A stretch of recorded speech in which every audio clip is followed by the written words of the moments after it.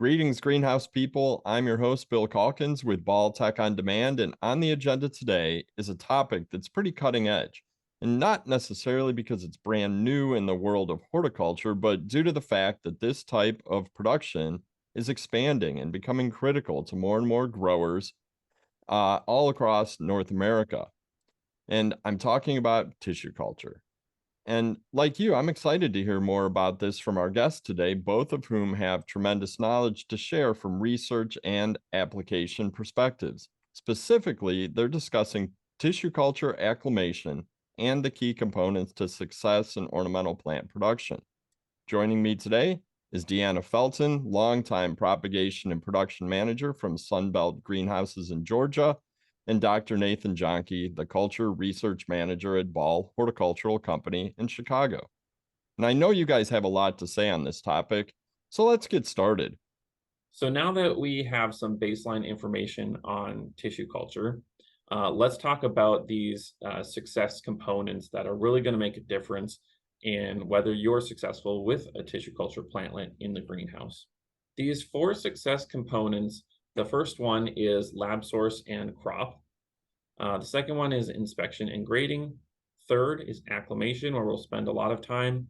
And fourth is feedback. We cannot stress that enough. So Deanna, talk to us about lab source. We work with a lot of them with ball seed, and they don't always ship the same product, right? Correct. And they come from different parts of the world.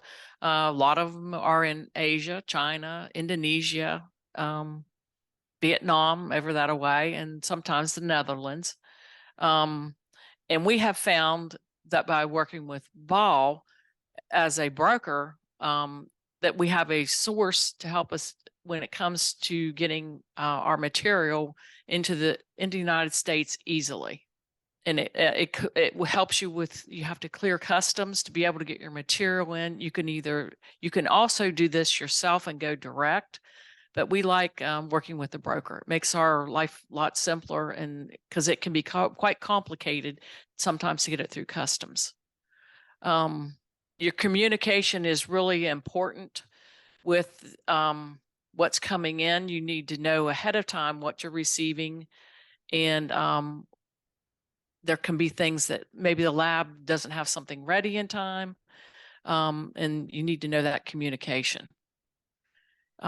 Reliability is really important. We like to work with labs that are reliable. We have worked really hard with getting a source where the size of the cutting is the same. The information for the packing slip is the same.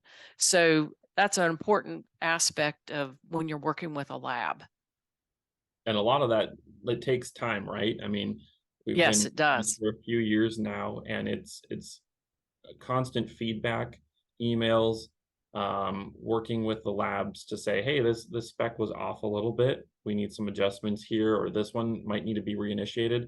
And so think about this as normal business. This is a relationship, and relationships take time, and you need to put some effort into it to make sure you're getting consistent quality. And especially if you're going direct, it'll be helpful to have someone being that point person to do that communication, to develop that reliability with the lab. If you don't communicate back with your lab, then you're not going to get the type of material that you want. You could constantly get erratic plants or all the time if you don't communicate back.